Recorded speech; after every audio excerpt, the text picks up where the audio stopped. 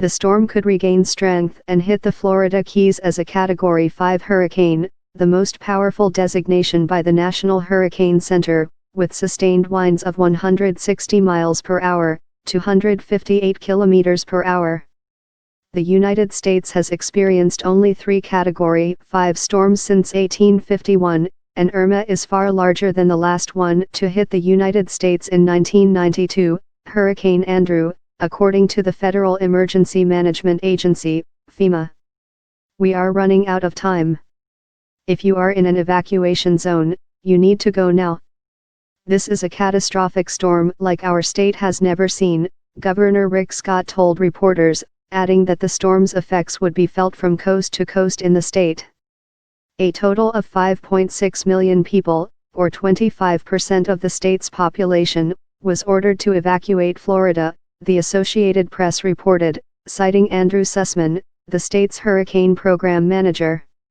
Irma, currently a Category 4 storm with winds of 155 mph, 250 km per hour, was about 315 miles, 510 kilometers, southeast of Miami, the National Hurricane Center, NHC, said in its latest advisory. After passing the Bahamas earlier in the day, Irma periodically drenched Cuba with rain and wind from the outer edge of the storm. Irma was forecast to bring dangerous storm surges of up to 20 feet, 6 meters, to the southeastern and central Bahamas and up to 10 feet, 3 meters, on parts of Cuba's northern coast. Cuba's communist government has traditionally made rigorous preparations when the island is threatened by storms, and the country was at a near standstill as Irma began to drive up the northern coast from east to west.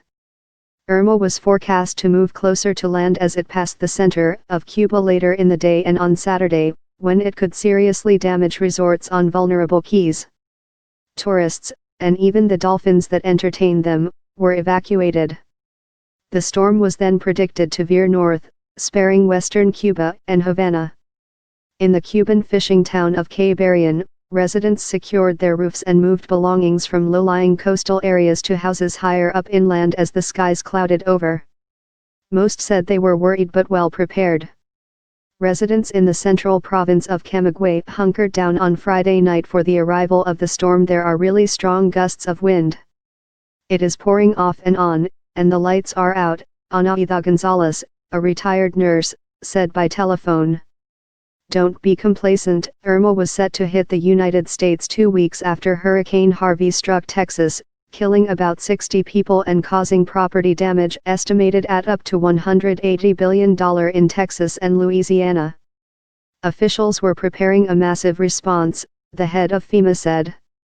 About 9 million people in Florida may lose power, some for weeks, said Florida Power and Light Co., the biggest power company in Florida, serving almost half of the state's 20.6 million residents.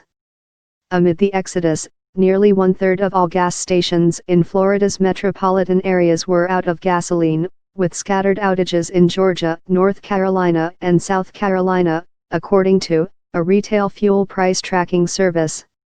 In Miami-Dade County alone, Mayor Carlos Gimenez said authorities had asked about 660,000 residents to evacuate, adding that this was the largest evacuation he could remember in the county.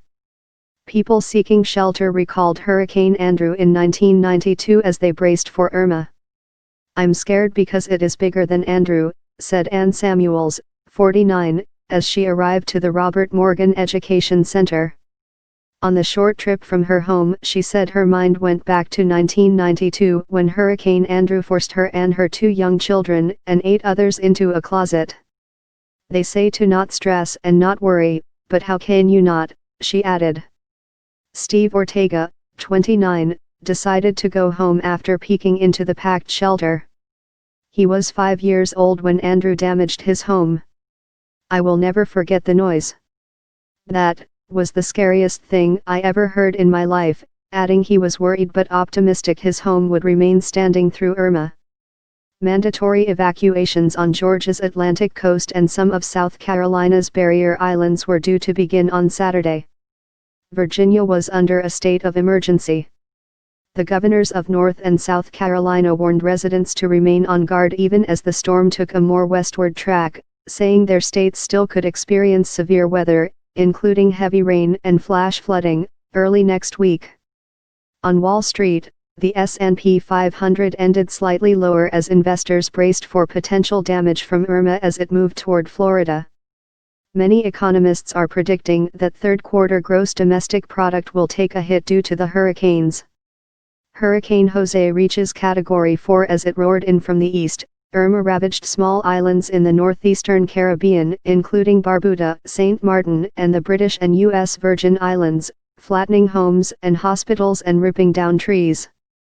Even as they came to grips with the massive destruction, residents of the islands hit hardest by Irma faced the threat of another major storm, Hurricane Jose. Jose, expected to reach the northeastern Caribbean on Saturday, was an extremely dangerous Category 4 storm, with winds of up to 150 mph, 240 km per hour, the NHC said on Friday.